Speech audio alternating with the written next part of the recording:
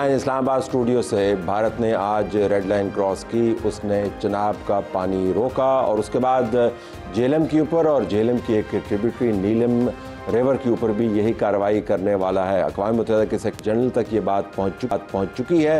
Pakistan United nation security council का इजलास बुला रहा है। UN सेक्रेटरी जनरल ने जो बात की बड़ी अहम है। उन्होंने कहा कि खित्ते में इंतहाई कशीदगी है।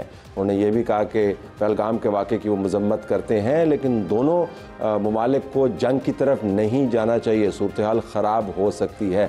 मोबिलाइजेशन अपनी जगह पर जारी है। पाकिस्तान की तरफ से मीडिया को लाइन ऑफ कंट्रोल के करीब ले जाया गया, उन जगहों पर भी ले जाया गया जहाँ पर भारत के मीडिया की तरफ से ये दावा किया जा रहा था कि दहशतगर्दों के कैंप्स हैं। अगर आप तमाम जावियों से देखें तो दोनों ममालिक के अंदर पॉलिसी साजी के लेवल के ऊपर जंग की तैयारियां अमूमन आपको मुकम्मल नज़र आती हैं, लेकिन सियासी बहस दोनों ममालिक में जारी है कि ये मामलात किस तरफ जा रहे हैं। हिंदुस्तान के अंदर भी बहस चल रही है, पाकिस्तान के अंदर भी बहस चल रही है। तो तमाम सूरत हाल का हम जायज़ा आपके सामने पेश करेंगे। हमारे पास अच्छा पैनल है, तमाम नुक्ता फ़िक्र इसके अंदर मौजूद हैं। हमारे पास सेनेटर हुमायूं मोहम्मद साहब मौजूद हैं, तहरीक इंसाफ की तरफ से, उनका बहुत शुक्रिया। उनके बराबर में मुस्तफ़ा नवाज़ खोखर साहब मौजूद हैं, सीनियर सियासतदान, उनका भी बहुत शुक्रिया। शर्मिला फारूकी साहब रुकन कौमी असम्बली पीपल्स पार्टी की तरफ से आपका भी शुक्रिया। और बिलाल अज़हर कियानी साहब वज़ीर मुमलिकत बराए रेलवे मुस्लिम लीग नवाज़ की तरफ से आपका भी बहुत शुक्रिया। सुमेरा खान हमारे साथ मौजूद हैं, ज़रा उनको सुन लेते हैं। वो लाइन ऑफ कंट्रोल पे थी, तो उनसे मैं ये जानना चाहता हूँ कि वहाँ पर वो किस जगह पर थी और क्या मकसद था इस ट्रिप को करवाने का और उनकी असेसमेंट क्या है। सुमेरा, अस्सलाम वालेकुम। वालेकुम अस्सलाम, शुक्रिया तला साहब।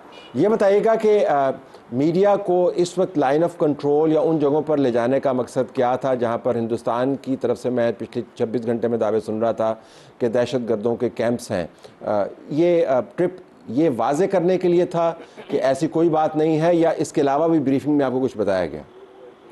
जी बिल्कुल, इसका एक प्राइमरी जो मकसद, जिसको हम कह सकते हैं बुनियादी मकसद ये था कि मीडिया को, न सिर्फ मुल्की मीडिया बल्कि गैर मुल्की मीडिया को इंडिपेंडेंटली लेकर जाया जाए वहाँ पर और दिखाई जाए वो तमाम तर जगहें जिनको हिंदुस्तान की जानिब से गूगल मैप पर मार्क करके बताया जा रहा है। मीडिया के साथ शेयर की गई थी 2 लोकेशंस, जिसमें से एक बेला नूर शाह की लोकेशन थी और दूसरी पीर चनासी की थी। अब ये बेला नूर शाह जो है वो एग्जैक्टली मुजफ्फराबाद सिटी से 26 किलोमीटर के फासले पर है, लैंड रूट की अगर बात करें। और एयर रूट की बात करें तो किसी भी इसके हेलीकॉप्टर के लिए या जेट फाइटर के लिए तो खैर उसका डिस्टेंस बहुत कम है लाइन ऑफ कंट्रोल से या पाकिस्तान के दूसरे हिस्सों से। तो ये एग्जैक्टली सेंट्रली लोकेट करता है खैबर पख्तूनख्वा और आज़ाद जम्मू एंड कश्मीर का एक सेंट्रल पॉइंट है। ये एक टूरिस्ट अट्रैक्शन है। आज जो मैं गई हूँ वहाँ पर, और वफाकी वज़ीर इत्तलात व नशरियात अता तारड़ जो थे वो हमरा थे तमाम तर सहाफ़ियों के। उन्होंने रास्ते में भी कहीं बहुत सारे सहाफ़ियों से बातचीत की है, हेलीकॉप्टर में भी, और वहाँ उतर कर भी उन्होंने फिर एक ब्रीफिंग दी कि क्योंकि भारत के ये तमाम तर दावे थे और वो गुमराह कुन दावे थे, इसलिए हम सबको खुद लेकर आए हैं without any sort of compulsion या without any sort of guideline. अच्छा सुमेरा, अगर मैं आपसे पूछ पाऊँ, आई अंडरस्टैंड कि जब ऐसे ट्रिप्स पर आप जाते हैं तो जाहिर है जिन हेलीकॉप्टरों पर आप जाते हैं, जिन लोगों के साथ जाते हैं, वो इन अ वे एक डायरेक्शन ही होती है, लेकिन इंडिपेंडेंट सहाफ़ी का काम है मौके से फ़ायदा उठाना और ये जांचना और भांपना कि सूरत हाल क्या है। तो मैं अगर आपसे क्विकली, क्योंकि पहला हमारा इंतजार कर रहा है, आपसे मैं बाद में भी बात करूंगा, आप मुझे बताएं कि आपकी असेसमेंट क्या है। क्या आपको इर्द गिर्द पैनिक नज़र आती है? आपको मोबिलाइजेशन के साइंस नज़र आते हैं? आपको लगता है कि फ़िज़ा के अंदर जंग की आमद है? What's your overall assessment?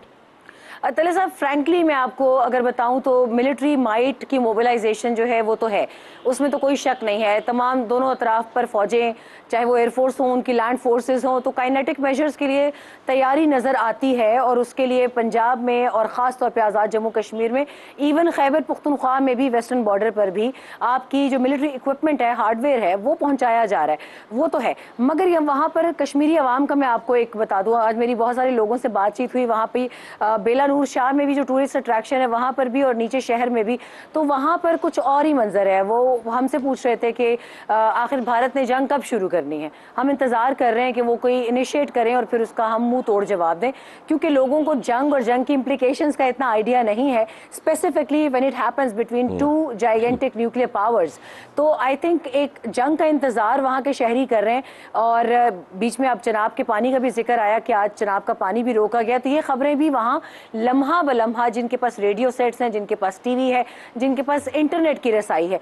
मगर वहाँ कश्मीर में मैंने ये माहौल देखा, आज़ाद जम्मू एंड कश्मीर में, कि लोग ये इंतज़ार कर रहे हैं कि भारत कब कोई कदम उठाता है आबी जारहियत के बाद कोई काइनेटिक डोमेन में, ताकि हम देखें कि मुसल्लह अफवाज पाकिस्तान का क्या जवाब देती हैं। एक डिफरेंट एलिमेंट। जरा हम पैनल के पास आते हैं बिलाल साहब। तो ये डिजिटल एज की कहानी है, ये जंग जो है अब ग्रास रूट तक चली गई है, ये खो खो के अंदर डिस्कस हो रही है, ये घरों के अंदर डिस्कस हो रही है, तो ऐसा नहीं है किसी दूर महाज पर हो रही। आपकी हुकूमत की असेसमेंट क्या है? क्या हम जंग के बिल्कुल करीब खड़े हैं, दहाने पर खड़े हैं, या आपको लगता है कि आपकी डिप्लोमेसी की वजह से और यूएन सिक्योरिटी काउंसिल की इन्वॉल्वमेंट, मुमकिन इन्वॉल्वमेंट की वजह से मामला थमता हुआ नजर आता है? What's your assessment? जी, बिस्मिल्लाहिर्रहमानिर्रहीम। तलत साहब बहुत शुक्रिया जी अपने शो में दावत देने का। देखिए तलत साहब, आई थिंक सबसे पहले वेरी क्विकली, आई थिंक जब से ये मामला इंडिया ने उठाया है या ख़राब किया है पाकिस्तान को बेबुनियाद इल्ज़ामात लगा कर, इसमें घसीट कर, आई थिंक उसके बाद से हमारी रियासत का, हमारी हुकूमत का, the way we dealt with it, I think even the way our media has dealt with it has been, I think spot on. लेकिन हम जंग के करीब हैं, दूर हैं, देखिए कहां पर हैं? मैं जरा सिचुएशन मैप करना चाह रहा हूं। देखिए मेरे ख्याल से जी यकीनन I think the way we responded diplomatically, media पे भी, हुकूमत पे भी, that may have potentially made it harder for India to have done what they've been wanting to do. I think अभी तो हम हरगिज़ भी कोई इसके ऊपर कोई फ़ैसला नहीं कर सकते या कोई कंक्लूजन नहीं ड्रॉ कर सकते कि क्या होगा क्या नहीं होगा, मगर आई थिंक हमारा जो एक स्टांस है फैक्चुअली कि हाउ हम बिल्कुल वी आर रेडी कि अगर आप इंडिपेंडेंट इन्वेस्टिगेशन करते हैं, हम इसमें मुलवस भी नहीं है। नंबर 2, अगर कोई किसी किस्म की जारियत या एडवेंचरिज्म करता है, that we stand ready. I think that message has been send loud and clear, and I think India को भी इस बात की समझ है, and I think international community में भी बात रजिस्टर हो गई है कि ये मीनिंगफुल बात है, ये खोखली बात नहीं है। तो I think that definitely has played a role. हमारा स्टांस यही है जी, देखिए हमारा स्टांस यही है कि देखिए, स्टांस पे आता हूं अकदा कलामी।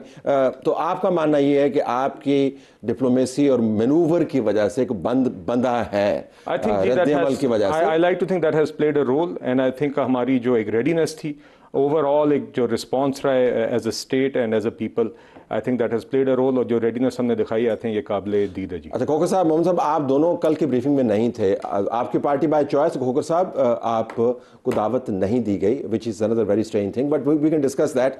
आप वहाँ पर मौजूद थी शर्मिला साहब, आपकी सेंस क्या है? ब्रीफिंग के अंदर से भी तो सेंस होती है ना, आज तो मैं प्रोग्राम के अंदर से सेंस लेना चाह रहा हूँ कि आपकी सेंस क्या है, हम कहाँ पे खड़े हैं। तैयार है वो ठीक है, लेकिन कोई बीच में 2 हफ्ते, 3 हफ्ते, 4 हफ्ते, या आपको लगता है कि रियली यू कांट से? शुक्रिया तलत साहब। देखें, आई कांट पिन पॉइंट कि जी 1 हफ्ता, 2 हफ्ता, आज रात कल रात, you don't know, but I think हमारी अफवाज बिल्कुल तैयार है और ये एक्सपेक्ट भी कर रही है कि कहीं ना कहीं कोई स्ट्राइक होगी, बिकॉज आई थिंक इंडिया ने इतना हाइप बना दिया है, you know, they've gone to such an extent कि within minutes, you know, FIR lodge हो गई, Pakistan was made the scapegoat, and the Indian media went on and overall, और उसके बाद again elections होने वाले हैं end of this year, so अब इतनी hype के बाद कुछ तो करना पड़ेगा ना, मतलब लोग पूछेंगे। अच्छा, इंडिया के अंदर से भी आवाज़ें आ रही हैं, इंडियन नेशनल कांग्रेस ने ये आज बात उठाई कि जनाब आपके अपने सिक्योरिटी लैप्सेस थे, सो उन सबको कवर अप करने के लिए India will have to do something. I mean this is what I expect. ये जो लॉजिक है उनके रिस्पांस की, उसका बहाव ऐसा है, लेकिन आई थिंक एवरीबडी, आपकी इन्होंने बिल्कुल सही बात की नुमाइंदे ने कि I think people don't realize के जंग के रेपरकशंस क्या होते हैं, उसके फॉल आउट क्या होते हैं। इस वक्त ये हो रहा है इंडिया पाकिस्तान, इंडिया ने ये कहा है तो हम मुंह तोड़ जवाब देंगे, देना चाहिए लेकिन रिस्ट्रेंट के साथ। देखिए पाकिस्तान ने रिस्ट्रेंट का मुजाहरा किया है, जो कि अच्छी बात है। एक नॉर्मल रिस्ट्रेंट नेशन यही काम करता है ना, न्यूक्लियर स्टेट, लेकिन उसके साथ साथ it's not be taken as a weakness. मैंने इसी वजह से डिजिटल एज की जंग की बात की, क्योंकि जब आप उसको पॉपुलराइज कर देते हैं तो फिर आप विक्टिम भी बन जाते हैं। आपके असेसमेंट क्या है, ये जानते हुए कि मालूमात आपके पास भी अवेलेबल हैं, पॉलिसी रिस्पॉन्सेज आपके सामने हैं? पहले तो जरा सूरत हाल के असेसमेंट पीटीआई के पॉइंट ऑफ व्यू से दीजिएगा जी। बिस्मिल्लाहिर्रहमानिर्रहीम, इय्याका नाबुदु व इय्याका नस्तईन। देखिए तलत साहब, अगर हम सिचुएशन देखें, इंडिया ने एक गलत प्रीटेक्स पे, और ये गलत प्रीटेक्स इस वजह से नहीं है, ये मेरी नज़र में उसने ये सब कुछ पहले प्लान किया हुआ था। उन्होंने बड़े कैलकुलेटेड मेजर्स करके ये अपना एक किस्म का पत्ता खेला। अब वहाँ पे वो थोड़े से फंस गए कि उन लोगों ने जो जिस तरीके से उन्होंने कहा है कि ये फॉल्स फ्लैग ऑपरेशन का क्या था, वहाँ पे जो डॉट्स है वो मिल नहीं रहे। ठीक है, उनके पास ऐसे शवाहिद नहीं है कि आप इम्प्लीकेट कर सकते कि फ़लाना बंदा कहाँ से आया क्या नहीं आया, कि इतना टाइम था कि वो इसके कि वो हो नहीं सकता है। अब उसके बाद उन्होंने जो एक तो नॉर्मल चीज़ होती है ना कि उन्होंने कहा कि यार ये पाकिस्तान की तरफ से टेररिज्म अटैक होता और फलानी जगह पर है, तो ये तो पिछली बार भी किया था, पुलवामा में किया था। इस दफ़ा उन्होंने साथ एक चीज़ ऐड कर दी है, उन्होंने ये कहा कि हम लोग सिंतास मुआहदे से हम लोग बैक ट्रैक कर रहे हैं, और उसके बाद होता है अच्छा जब ये हुआ तो पाकिस्तान ने आगे बढ़ के कहा कि if you do this thing it will be considered as an act of war. एलामिया का हिस्सा है जो नेशनल सिक्योरिटी कमेटी की it's an act of war, basically that means वो है एक्ट ऑफ वॉर मीन्स कि जैसे पुलवामा के टाइम पे जब उन लोगों ने आके यहाँ पे अटैक किया था तो फिर हमें उसका जवाब देना हम पे लाजिम बन गया था। अगर हम उसमें जवाब ना दें तो फिर दैट मीन्स कि हम लोग सिर्फ तड़ियाँ दे रहे हैं, हम कुछ कर नहीं सकते, आपकी एक वीकनेस शो होती है। अच्छा यहाँ पे ये याद रखें कि Pakistan has got the air superiority on India. ठीक, वो एक मेंटल, ये जंग जो होती है ना, ये ज़्यादातर चीज़ होती है वो ये ज़्यादा मेंटल गेम है, और ज़्यादा ये उन लोगों के होते हैं। वैसे ही तो मुसलमानों से इसलिए नहीं डरते, वो कहते हैं कि आप बीच में छलांग मार दे तो आप डरते नहीं हो। ठीक है, कैपेबिलिटी असेसमेंट कर लेते हैं, लेकिन आपके ख्याल के मुताबिक इस वक्त हम कहाँ पे खड़े हैं? यानी देखिए मैं ये समझता हूँ कि India will keep on testing us. वो ये आज जनाब किया, फिर और करेगा, फिर और ये वो करेगा। अच्छा, इसका जवाब, बिफिटिंग जवाब एक मिलना चाहिए था। जैसे पुलवामा के फौरन बाद आपकी एयरफोर्स गई, उनके दिन दिहाड़े गई है एज अपोज टू रात के, उन्होंने उनकी जगहों को लॉक किया, उनको बताया ये तुम्हारी जगह हमने लॉक किए, लेकिन उससे जरा फासले पर वो करके मुंह तोड़ जवाब इज अवेटेड। ये आप कह रहे हैं, दैट इज मस्ट। ठीक है, जरा खोखर साहब योर टेक जी, गो अहेड। सिचुएशन क्या? देखिए, सिचुएशन मेरे ख्याल में तो आपने यूएन सेक्रेटरी जनरल की स्टेटमेंट का जिक्र किया प्रोग्राम के इब्तदाइये में। वैसे तो अक़वाम मुत्तहिदा के सेक्रेटरी जनरल की स्टेटमेंट इसराइल पैलेस्टाइन कॉन्फ्लिक्ट के बाद कोई इतनी ख़ास अहमियत नहीं रखती, पूरा इंटरनेशनल ऑर्डर कोलैप्स कर चुका है। लेकिन उन्होंने जो जंग का इशारा किया है कि जंग मसाइल का हल नहीं है, तो इसका मतलब है, मैं इसको ऐसे देखता हूँ कि उन तक भी ये खबर ज़रूर पहुँची है कि मामलात काफ़ी संजीदा फेज़ में दाखिल हो। ठीक, अभी थोड़ी देर पहले मैं, इंडिया का एक अखबार है द हिंदू, बड़ा प्रोमिनेंट उनका एक अखबार है, अभी मैं प्रोग्राम में आने से पहले हमारे पास भी था द मुस्लिम, लेकिन वो बंद हो गया। हाँ, वो बंद हो गया। तो उसकी मैं वो वेबसाइट पे चेक कर रहा था, तो उन्होंने एक खबर दी हुई थी, हेडलाइन थी, ब्रेकिंग न्यूज़ थी कि मई 7 से इंडिया में उन्होंने मॉक ड्रिल्स का ऐलान किया है कि तमाम शहरी जो हैं वो एक्सटर्नल थ्रेट्स को मद्देनज़र रखते हुए मॉक ड्रिल्स पूरे इंडिया में की जाएंगी। अब ये उनका जो कदम है, जाहिर बात है, वो एक, अगर सोच रहे हैं कि पाकिस्तान में उन्होंने कोई स्ट्राइक करनी है या कोई महाज खोलना है, तो जाहिर बात है उसकी रिटेलिएशन भी होनी है, और रिटेलिएशन के लिए फिर अपने सिटीजन्स को तैयार भी करना है। तो अब जैसे शर्मिला भी कह रही थी कि इंडिया के अंदर माहौल उन्होंने ऐसा क्रिएट कर लिया है, अपने लिए एक ऐसा ट्रैप बना लिया है कि जिससे बाहर निकलना मोदी गवर्नमेंट के लिए भी पॉसिबल नहीं है। बीजेपी को, मोदी को एक बहुत बड़ी कीमत अदा करनी पड़ेगी अगर वो उस नैरेटिव के जिसके वो हॉस्टेज बन गए हैं, कि अगर उस मॉन्स्टर को वो अब फीड नहीं करते।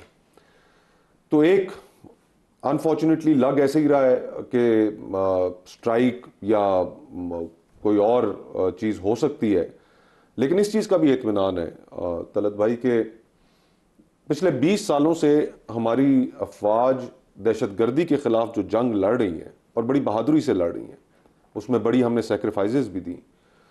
तो ऐसा नहीं था कि हमारी फौज बैरकों में बैठी रही, बैटल हार्डन्ड है, तैयार, out in the field, out in the field. हाँ, ये सिर्फ जंगी मशकें नहीं है, तो रियल बैटल। 20 सालों से वो अपने, हमारे अफसरान, हमारे जवान अपनी जिंदगियों की कीमत अदा करते हुए वो तैयार है इस काम के लिए।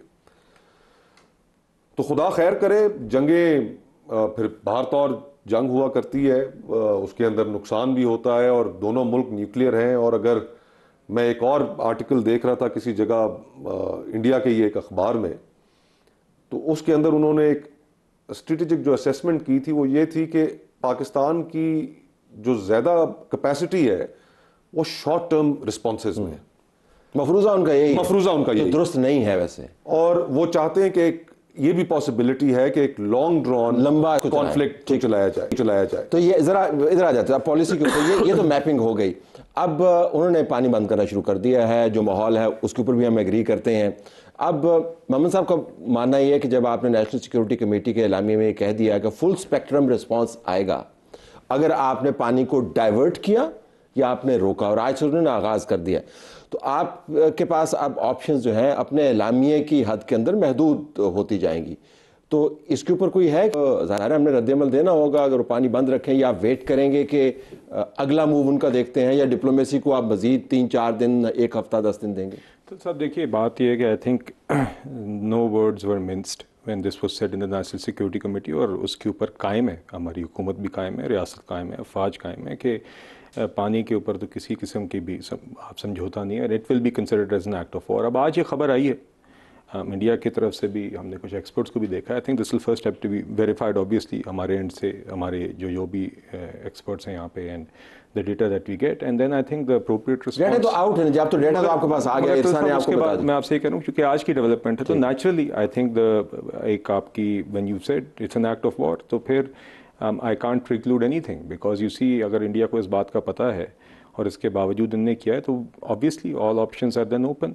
और लीगल रेमेडीज असाइड, वो तो खैर आप जानते हैं कमीशन ने रिपोर्ट भी दे दी है, फिर आपने but beyond that as well. But साथ ही साथ मैं ये ज़रूर कहना चाहूँगा कि my understanding is, I am not an expert, कि इंडिया की capacity to be able to divert water is actually quite limited, मतलब कि physically the infrastructure, the capacity they can to which they can do this is not very high. Nonetheless fact is कि एक भी बूंद अगर वो करते हैं तो ये नाकाबिले कबूल है, और इसलिए इस हवाले से बिल्कुल इकदाम उठाए जाएंगे।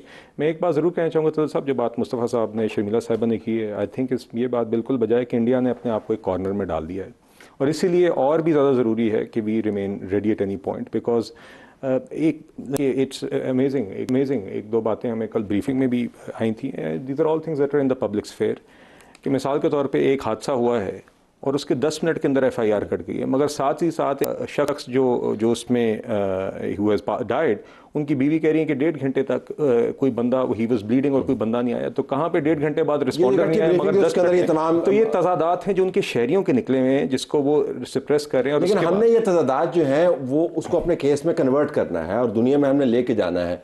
तो ज़रा शर्मिला साहब आपकी तरफ आऊँगा, क्योंकि मुझे ये भी पता चला है, अगर इन कैमरा ब्रीफिंग थी, लेकिन ज़ाहिर है हम भी लोगों से फिर बात करते हैं तो हर चीज़ इन कैमरा तो नहीं रहती, उसके अंदर ये वाज़े अंदाज से sense of the house develop हुआ था कि हमने कश्मीर जैसे मामले के ऊपर और दहशतगर्दी जैसे मामले के ऊपर हिंदुस्तान को शुरू दिन से गले से नहीं पकड़ा। जाफर एक्सप्रेस के ऊपर हमने उनको गले से नहीं पकड़ा, मियाँ वाली के ऊपर गले से नहीं पकड़ा, चाइनीज़ के ऊपर अटैक्स हमने गले से नहीं पकड़ा। तो इस तरह सेंस ना हो कि अब शायद वो जो पुरानी गलतियाँ थी वो ख़त्म होगी और नई बेस लाइन डेवलप हो रही है और हिंदुस्तान का जो चेहरा है वो सबको दिखाना है, और फिर हमने इसको आगे पॉलिसी में भी कन्वर्ट करना है, कहीं लेके जाना है। Is that a sense of the house या नहीं? That is the sense of the house Talat साहब, बिकॉज आई थिंक जब जाफर एक्सप्रेस का सानिया हुआ तो हमने उस तरीके से इंडिया को नहीं ब्लेम किया जिस तरह इंडिया आज हमें कर रहा है, जबकि हमने कुछ नहीं किया। We blame BLA, but we know कि BLA के पीछे उसके हैंडलर्स, फाइनेंसर्स कौन थे? We knew it's India. हमने एक प्रॉक्सी वॉर जो चल रही है, और इंडिया को अगर हम हेड ऑन लेते ना तो शायद चीज़ें मुख्तलिफ होती हैं। पाकिस्तान हमेशा ये कहता है कि जी हम रिस्ट्रेंट दिखा रहे हैं, हम ये कर रहे हैं, वो कर रहे हैं।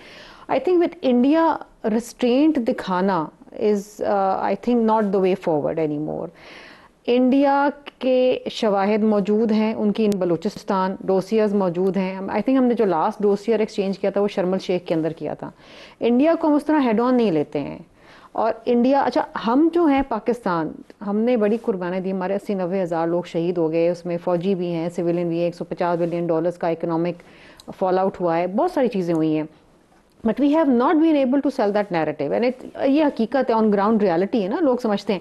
लेकिन बात यह है कि देखिए, इंडिया जब पुलवामा का अटैक हुआ था तो उस वक्त उनका टारगेट था कि जम्मू कश्मीर के अंदर उन्होंने आर्टिकल 370 को रिवोक करना था, ठीक है, और बड़े स्ट्रक्चर तरीके से हर अटैक के साथ उनका एक स्ट्रेटेजिक ऑब्जेक्टिव जो जुड़ा होता है। और इस वक्त जो ऑब्जेक्टिव है दैट इज वाटर। अच्छा, पानी जो आज इन्होंने बगलिहार डैम पानी जो बंद किया है ना चनाब के ऊपर, इस डैम के ऊपर पाकिस्तान का तनाव इंडिया के साथ आज से नहीं है, सन 2000 से है। उसकी डिज़ाइन के ऊपर, इसकी स्टोरेज कैपेसिटी के ऊपर, फिर वर्ल्ड बैंक इन्वॉल्व हुआ था, फिर एक इंडिपेंडेंट उसके ऊपर ऑब्जर्वर लगाया गया।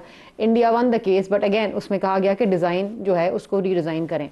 तो ये इशू जब से चल रहा है, ये आज का इशू नहीं है। सो इस्तेमाल उन्होंने आज से किया, देखिए ना, वो इंटेंशन मेलिफाइड उस वक्त का है, उस वक्त से प्लान कर रहे हैं, ये सबसे अहम बात, उस वक्त से प्लान कर रहे हैं। तो जरा सेंटर साहब फरमाइएगा, आप मुंह तोड़ जवाब की तवक्को है, अब आपकी क्या तवक्को है कि हुकूमत और रियासत किस किस्म का मुंह तोड़ जवाब दे? आज उमर अयूब साहब ने भी असेंबली के अंदर यही बयान दिया कि मुंह तोड़ जवाब देना चाहिए, ठोक के जवाब देना चाहिए, वो क्या होगा? देखिए, मैं आपको एक बात बता देता हूँ। सबसे पहले you need to understand के which kind of animals you are treating with। अच्छा, अगर मैं हिस्ट्री में देखूं कि मोदी का स्कूल ऑफ थॉट के साथ क्या जाता है, तो जैसे आरएसएस है वैसे हिटलर और वो एसएस और ये सारा वही है। अच्छा, अब हम हिटलर को थोड़ा सा पढ़ लेते हैं कि उसने क्या किया था। बिल्कुल इसी तरीके से उसने, जब राइनलैंड था, उसने ट्रीटी ऑफ वर्साइल के तहत वो डीमिलिटराइज है, उसने ट्रीटी ऑफ वर्साइल को तोड़ा, उसने उस जगह को लिया, उसके बाद अगली जगह ली, करते करते पोलैंड तक गया, 1939 में वो गया, and then finally it ended up in a war, world war. लेकिन वो 10 साल अपीसमेंट की बकायदा पॉलिसी थी जिसको that appeasement policy ended up, देखिए ये याद रखिए, करते रहे, नहीं ये हम अपीसमेंट कर रहे हैं, ठीक है, इस वक्त कर रहे हैं, इस वक्त कर रहे हैं। अच्छा, अपीसमेंट अगर आप करेंगे ना तो एंड में ये याद रखें, जो बंदे का माइंडसेट ही गलत है ना, उसने ये करते रहना है, एंड में आपने जाने। तो इसका इलाज क्या होगा? इसका इलाज ये होगा कि आप शुरू में उसको एक ऐसा शटअप कॉल दें। फॉर एग्जांपल, अगर उन्होंने पानी को किया है, मेरी नज़र में if I've already declared this an act of war, I can simply go, मैं कहूँगा कि इस जगह को मैंने लॉक किया है, लेकिन मैंने इस दफ़ा ये जगह नहीं की, मैंने उधर एक और वो किया है, हम जाएं और अटैक शुरू करें। I will go for it। देखिए, अगर आप या तो आप कहें, आपका लीडर तो कहता था कि क्या मैं हिंदुस्तान से जंग शुरू कर दूं। सर मेरी बात सुने, जब इंडिया ने, जब ये सारे कहते हैं, जब ये कहते होते थे, एक मिनट है ना, वो था जब उसने 300 आर्टिकल 370 को वायलेट किया था, उसके बाद किया था, ठीक है।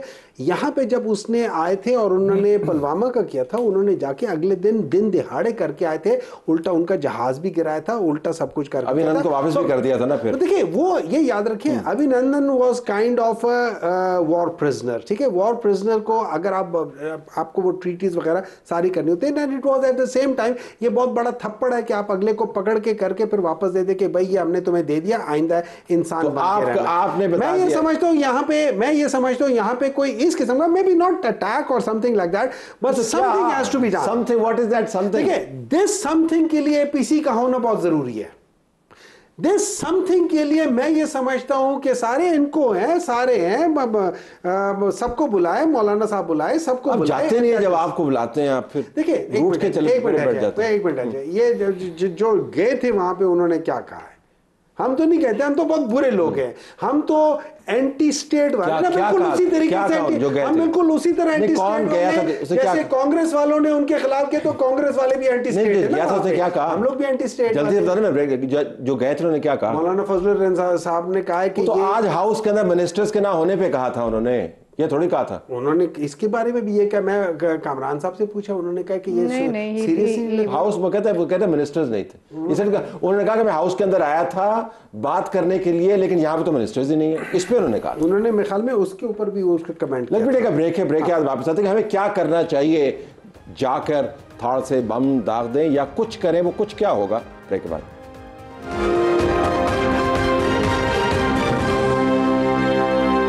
प्रोग्राम में खुशामदीद नाज़रीन। खोखर साहब, फिर क्या रिस्पांस होगा, क्योंकि सिचुएशन में मैं कर ली, मोहम्मद साहब इज़ वेरी क्लियर कि कुछ करना है, हम उसको आर्टिकुलेट नहीं करना चाहते, लेकिन रिस्पांस आना चाहिए। Your take.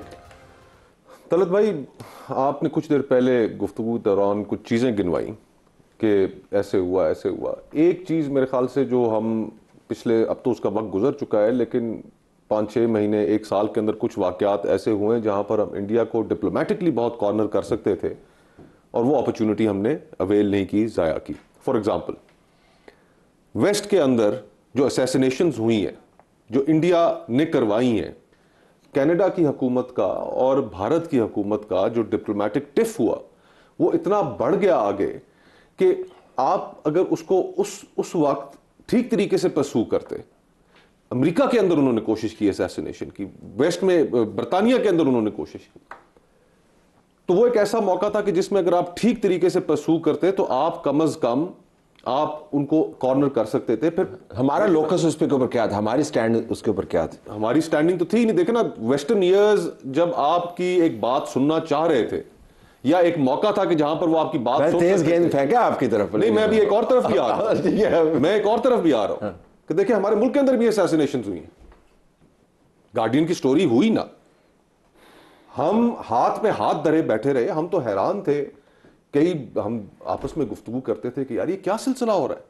11-12 के करीब तो पाकिस्तान के अंदर असैसिनेशन हुई। रवि के भैया नंबर है 17। देखिए, तो खैर हमने अपॉर्चुनिटीज काफी जाया भी की जो डिप्लोमेटिक अपॉर्चुनिटीज थी, और जिस वक्त हमें खड़ा होना चाहिए था कि जनाब ये हम अपनी सोवरेनिटी नहीं वायलेट होने देंगे, हम चुप करके बैठे। लेकिन ये तो तसलसल है ना। देखिए उनका जो आर्गुमेंट है ये तसलसल है। जब हिंदुस्तान ने जम कर लिया दोबारा से अपनी तरफ से, तो हमने क्या उसके ऊपर किया था? मैं बार बार दोहरा चुका हूं प्रोग्राम। हमने कहा था कि जुम्मे के बाद हम आधे घंटा बाहर आके खड़े होंगे, और हमने अपनी सड़क का नाम तब्दील कर दिया। हमने एक 5 स्टार होटल के बाद क्लॉक लगा दिया और कहा जी कि इतना, अब वो क्लॉक भी नहीं है। देखिए अभी हमें कोई एग्रेसिव पॉस्चरिंग करने की इस मौके पे जरूरत नहीं है।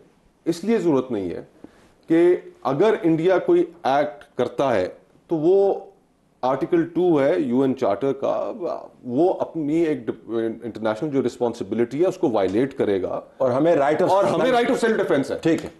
तो जब हमें राइट ऑफ सेल्फ डिफेंस है तो हमें आगे बढ़कर अपने ऊपर चीजें लेने की क्या जरूरत है? हमें इस वक्त अपनी तैयारी भरपूर रखनी चाहिए। हमारी अफवाज तैयार भी है और हमें मुल्क के अंदर कंसेंसस क्रिएट करना चाहिए। आज अपोजिशन अलायंस की मीटिंग थी, मैं भी उसमें शरीक था, और एक बात हमने बड़े कैटेगोरिकली तय की और मीडिया के सामने भी रखी कि हमारे झगड़े हमारे अपने झगड़े। अगर मुल्क की सोवरेनिटी के ऊपर कोई हमला होता है तो फिर हमें कोई तकसीम नहीं। All stand as one. All stand as one. That should be the spirit.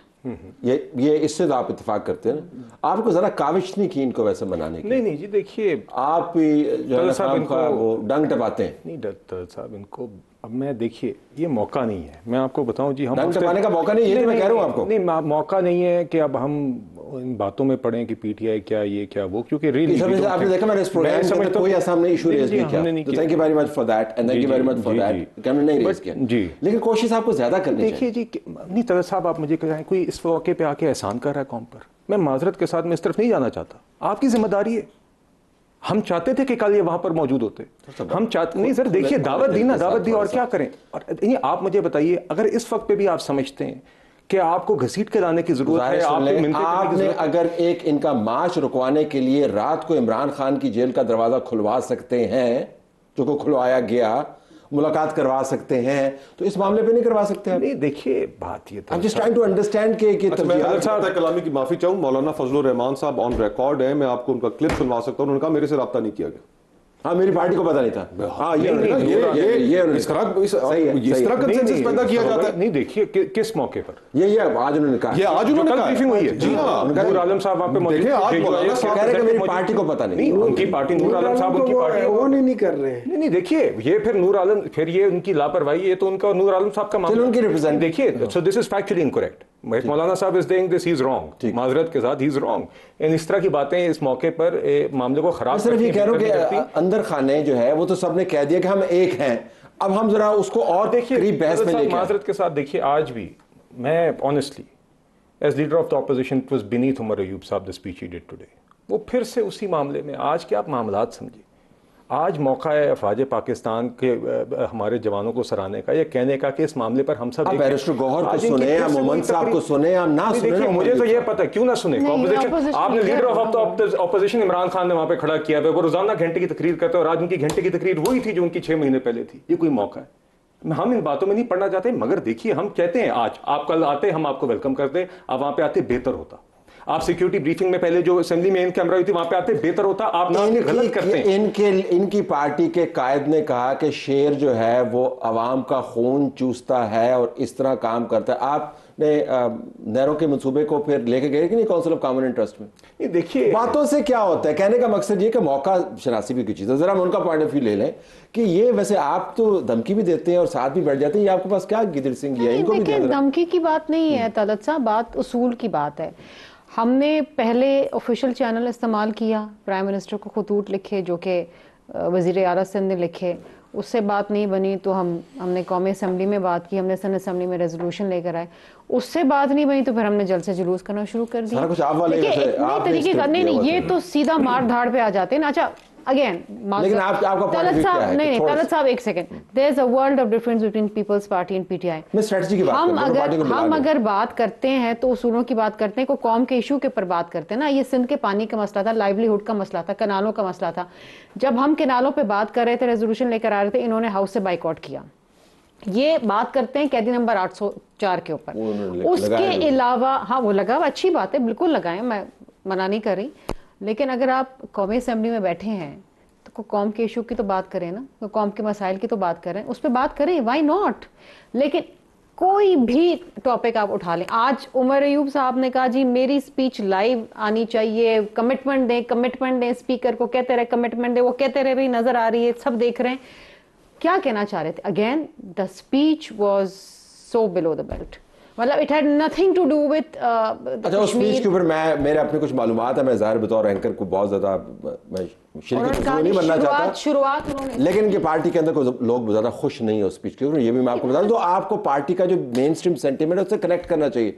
Late me take a break है, ब्रेक के बाद वापस आते हैं कि आप भी थोड़ी सी लचक दिखाएं, मामलात को सुधार की तरफ लेके जाएं, क्योंकि इकट्ठे तो हमने सारों ने होना ही है और वो तो कमिटमेंट है, लेकिन अमाल से भी उसका इजहार होना चाहिए। ब्रेक के बाद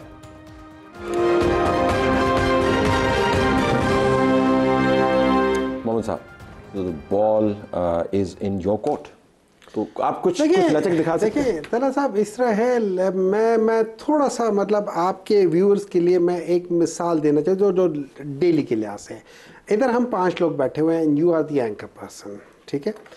मेरी रिस्पॉन्सिबिलिटी ज़्यादा है या आपकी रिस्पॉन्सिबिलिटी ज़्यादा है उस जगह पर बैठ के कि आप ये मेक श्योर करें कि बिलाल और शर्मिला साहिबा, मुस्तफ़ा साहब और मुझे, हम सबको इक्वल टाइम मिले और हमें कम से कम एक चीज़ हो। और अगर आप कंसेंसस डेवलप करना चाहते हैं और मैं उनमें से, लेट्स सपोज मैं ज़्यादा तंग करने वालों में से हूँ, तो आप मुझे थोड़ा सा ज़रा ज़्यादा स्पेस दे दें कि यार तुम इधर आ जाओ, because your aim is to develop consensus. Table के दरमियान में फॉर एग्जाम्पल इंडिया में क्या हुआ है, मोदी और जो क्या था राहुल, उनके आपस में बातचीत हो रही है। ये नहीं है कि वो एक दूसरे के साथ बड़े खुश हैं, नहीं बिल्कुल, लेकिन ये होते हैं कि जो गवर्नमेंट होती है उसकी रिस्पॉन्सिबिलिटी होती है, उनके ऊपर ज़्यादा एक किस्म का एक रिस्पॉन्सिबिलिटी होती है कि आप सबको लेकर चले। अब बात क्या है, बात इमरान खान की है। अब ये याद रखें, एक अभी पिछले दिनों एक एंकर ने कहा था, एक और एंकर का नाम लिया था, उन्होंने कहा था कि उन्होंने खबर दी थी कि इस वक्त जो गवर्नमेंट और सारा सिस्टम है वो इमरान खान की हेट में चल रहा है। ये उसके अल्फाज थे। So, एक एंकर ने, ठीक है ना, एक और एंकर को बताया, नहीं एक जिसने बताया, नहीं जिसकी खबर आप एक और एंकर को बता रहे हैं। सुन ले ये जरा बहुत अच्छा, लेट मी नेम देम, ठीक है। नहीं नाम तो मैं तो वैसे कह रहा हूँ कि सोर्स ऑफ इंफॉर्मेशन जो है। नहीं, मंसूर साहब के प्रोग्राम में मुनीब साहब ने ये कहा है कि ये जो सारी चीजें हो रही है ये इमरान खान की हेट में चल रहे हैं। जमनल एक जुमला कह दूं, आप मुकम्मल कीजिए। वैसे आपको मुनीब की कितनी बातों में यकीन करते हैं आप बतौर पीटीआई? नहीं देखिए, मैं उनकी बातों में बिलीव नहीं करता, लेकिन आगे बात करें। इस वक्त क्या है, इमरान खान कौन है? इमरान खान वो शख्स है जिसको पाकिस्तान के अंदर सबसे ज़्यादा लोग फॉलो करते हैं और उसकी बात पे लब्बैक कहते हैं। ये आपकी पार्टी का एक पॉइंट ऑफ व्यू है। You need people. आपने सलमान को राजा के वो स्टेटमेंट नहीं देखा? सुन ले ना, उन्होंने क्या कहा था, बंदा ही क्यों नहीं आया? You need people like him to be on your side. That's a fair argument. Number two, Imran Khan वो शख्स है जिसको इंटरनेशनली सबसे ज्यादा लोग सुनना चाहते हैं। ये आपको कैसे पता है? ये आपके, आप जाके देख लें, जब भी उसकी चीज होती है, आपकी पार्टी का पॉइंट ऑफ व्यू है जिसको हम रिस्पेक्ट नहीं, आप जितने भी आप देख लें ना, आप अखबारों को देख लें, इंटरनेशनल जरीदों को देख लें कि वो इमरान खान की बातों को जल्दी पिक करते हैं, अपोज टू द अदर। ठीक है, not celebrity, he has got, you know, people are waiting for him to say something and they pick it on. आपको चाहिए इस तरह के लोगों को अपने साथ मिला। अब प्रॉब्लम क्या है, अगर आप बुलाना चाहते हो, अगर आप इमरान खान को बुला लेते हो, उन्हें कहते हो कि आप बैठ जाओ, हमें इस वक्त मुल्क का सोचना है, and you are one of the key players in this. आज स्पीच अच्छी करवानी थी ना आपने, यही तो कह रहा हूँ। उसको छोड़ देना, उसको छोड़ देना, माहौल नहीं बनाते, आप उसको छोड़ देना, आपकी पार्टी देखिए को ना, आपको छोड़ दे। मैं जब बोल रहा हूँ तो उसके बावजूद भी आप अच्छा माहौल कैसे बना लेते हैं? आपको तो चाहिए उल्टा मुझे इनको कह के निकालो इसको बाहर। ये इस किस्म के बदतमीजी, that is what the government is doing. You are saying कि गवर्नमेंट बदतमीज है। It's a good point, it's a good point. Go ahead जी। लचक। तलत भाई, मैं तो आज भी उसी पोजीशन पर खड़ा हूं कि जब तहरीक इंसाफ का दौरे हुकूमत था और उस वक्त जब पुलवामा की सूरत हाल बनी तो अपोजिशन की को जो ब्रीफिंग दी गई उसमें इमरान खान साहब तशरीफ नहीं लाए और जनरल बाजवा को स्टेप इन करना पड़ा और अपोजिशन को उन्होंने फिर ब्रीफिंग दी। उस वक्त की जो जमातें थी जो अपोजिशन में, पीपल्स पार्टी हो, मुस्लिम लीग नून में हो, कतई नजर इस चीज से कि आज कौन हुकूमत में है या किसकी कितनी मकबूलियत है, सब इस मुल्क में स्टेक होल्डर है। ठीक ठीक। तहरीक इंसाफ आज इस वक्त कौमी असेंबली में इन धांधली ज़्यादा इलेक्शनों के बावजूद सबसे बड़ी जमात है, ये तो एक फैक्ट है। मुल्क के अंदर ये भी एक लेजिटिमेट स्टेक होल्डर है, इनकी राय की भी अहमियत है, जिस तरह नून की राय की अहमियत है, पीपल्स पार्टी की राय की अहमियत है, दीगर जमातों की राय की अहमियत है। हुकूमतों का काम यह होता है कि आप कंसेंसस क्रिएट करें। तो पार्टी को बुलाया था ना? नहीं, देखे ना, अब तलत भाई, अब एक तरफ आप तैयारी कर रहे हो कि मखसूस नशिस्तों वाला केस लगवाकर हमने इनकी सीटें खानी है। ताली दो हाथों से बचती है। हुकूमत ने क्या कोई ऐसा कदम उठाया है कि जिससे आपको लगे कि हुकूमत ने तलखियां कम करने में अपना किरदार अदा किया है? उन्होंने लोगों को सजाएं हो रही कदम बता देता हूं, उसमें तलखियां कम हुई जब तनख्वाहें बढ़ी सारी पार्लियामेंटेरियंस। जी थे ना ये सारे के सारे मौजूद। अब मेरा मुद्दा सुन लीजिए, मेरा मुद्दा सुन लीजिए। पार्लियामेंट में आप लोग साथ बैठे हुए ना, कमेटियों में आप साथ बैठे हुए हैं, टॉक शोज में आप साथ बैठे हुए हैं, मरने जीने पे साथ होते हैं, दुआ पे साथ होते हैं, शादियों पे साथ होते हैं, कैफेज में भी साथ बैठे होते हैं। तो अगर उन्होंने बुला लिया आपको तो आपको वहां पे चले जाना चाहिए था, वहां पर इज्तिनाब क्यों? देखे ना, अब बुलाने का तरीकाकार अगर मौलाना फजलुर रहमान साहब जैसे सियासतदान कहें कि उनको पैगाम नहीं पहुंचा, तो आप क्या तस्वुर करते हैं कि बाकियों को भी पैगाम पहुंचा होगा? अभी तो आप जमातों के सरबराहों को, इनका तो नाम गया, देखे ना, इनका नाम गया था। देखे ना, आप चाहते, अगर कंसेंसस आपने क्रिएट करना है तो यह जिम्मेदारी फिर तारड़ साहब की नहीं है। ओके, ये जिम्मेदारी वजीर आजम की है, ये जिम्मेदारी नवाज शरीफ साहब की है। आप मुझे दिखाएं नवाज शरीफ साहब अगर इतने ही फिक्रमंद है, उनका एक बयान आया, बाय दैट सेम लॉजिक हम तो कहते हैं इस टाइम पे आपने नवाज शरीफ को गलत जेल में डाला हुआ है, आपने शहबाज शरीफ को गलत जेल में डाला हुआ है, आप मरियम नवाज के जेल के अंदर, सेल के अंदर रात को 12 बजे छापे मरवा रहे हैं। हम बालाकोट की ब्रीफिंग पर नहीं आते। Should we have done this at the time? Did we do this at the time? आपने किया इस तरह? बिल्कुल हल्केज नहीं किया। और क्यों नहीं किया? क्योंकि गलत था। आप इन चीज़ों को मशरूत नहीं करते। हमारे साथ ज्यादतियां हो रही थी, मगर हमारी एक कौमी जिम्मेदारी थी और हमने वो जिम्मेदारी उस वक्त पे निभाई। और उस टाइम के सिटिंग प्राइम मिनिस्टर ने, जिस तरह मुस्तफा भाई कह रहे हैं, he didn't come to that briefing. देखिए, आज एक यहां पे आना आपका काम है, ये आपका किसी पे एहसान नहीं। आप कहते हैं मुल्क की सबसे बड़ी जमात या कि आपकी खैर पख्तूनख्वा में हुकूमत है, आपको अगर DGISPR एक ब्रीफिंग दे रहे हैं, इन कैमरा ब्रीफिंग दे रहे हैं, या आर्मी चीफ ने in security in camera briefing दी यहां पर आके, और हुकूमत आपको ब्रीफिंग दे रही है कौमी सिक्योरिटी के मामलों पे, जिसके लिए रोजाना आप आके तकरीर करते थे कि हमें आके ये ब्रीफिंग दी जाए, आप उस मौके पर नहीं आते, तो ये बार बार साबित करते हैं कि आपका असल मकसद वो नहीं है। माजरत के साथ आप बार बार ये बात प्रूव करते हैं। तो देखिए, मकसद ये है कि इन चीजों को मशरूत आप नहीं कर सकते, ना ही आपको करना चाहिए। अगर आप कर रहे हैं तो आप बार बार यही बता रहे हैं कि आपकी जात, आपकी रिहाइयां, ये सबसे मुकद्दम है। ये चीजें सारी बात में। अच्छा, क्विकली, आप अगली मरतबा ये ब्रीफिंग बाद में भी होनी है, अगले हफ्ते भी होनी है, उससे अगले हफ्ते भी होनी है। हमें तो यही खबर है, यही शायद था ना कि फॉलोअप भी इसका होगा, उसमें आपकी तवक्को होगी कि ये आए। They don't owe this to anyone, they owe this to themselves. They owe this to Pakistan. ये किसी पे एहसान नहीं कर रहे, ना PMLN पे कर रहे हैं, ना पीपल्स पार्टी पे कर रहे हैं, ना हुकूमत पे कर रहे हैं। They owe it to the people of Pakistan. It's as simple as that. सिर्फ 5 सेकंड्स रह गए हैं। देखिए, मैं आपको बताऊं, इस पे डिबेट हुई थी, PTI के अंदर डिबेट हुई थी, उसमें 2 स्कूल ऑफ थॉट थे। उसमें एक स्कूल ऑफ थॉट जिसको मैं भी, लेकिन चूंकि मैं उधर था नहीं, वो ये था कि हमें जाना चाहिए था, ठीक है, लेकिन हम अपने किसी जो लोअर लेवल के बंदे को जाके भेज देते कि भाई तुम जाओ, बैठ जाओ और उधर जाके कर लो, और जो सवाल अगर है बकौल उनके कि इसमें सवाल तो होने ही नहीं थे, सिर्फ ब्रीफिंग थी। ठीक है, इस वजह से। लेकिन जो दूसरा स्कूल ऑफ थॉट था जिसके ज़्यादातर लोग थे, और ये याद रखे हमारी एक पॉलिटिकल पार्टी, ये फैमिली रन पार्टी नहीं है, तो वहाँ पे जो मेजॉरिटी होते हैं उसका डिसीजन इतना लंबा प्रोग्राम बनता है। बहरहाल I have to leave it there. आपका बहुत शुक्रिया। हम उम्मीद करते हैं कि अगली मरतबा जब ब्रीफिंग होगी तो हुकूमत की तरफ से एहतमाम बेहतर होगा और अपोजिशन की तरफ से और ऐसे सियासतदान जिस तरह खोखर साहब हैं उन की तरफ से अगर उनको दावत मिलती है तो लचक का मुजाहरा होगा, ज़रूर शिरकत करेंगे।